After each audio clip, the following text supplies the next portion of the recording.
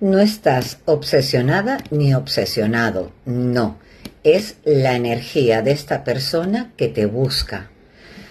¿Y por qué lo sientes de esa manera? Porque si estás todo el día pensando en él o en ella, en lo que sucedió, en si va a regresar, si te va a llamar, quiere decir que esta persona también te piensa. Esta persona tiene una energía tan fuerte hacia ti que esto es lo que estás atrayendo, ¿ok? Todos estos pensamientos hacia él, hacia ella, lo que sucedió, estás como que manifestando que esta persona regrese pensando en su distanciamiento, así es que no te sientas mal porque esta persona ha estado pensando en ti todo este tiempo y está atrayendo tu energía y a la vez tú la de él.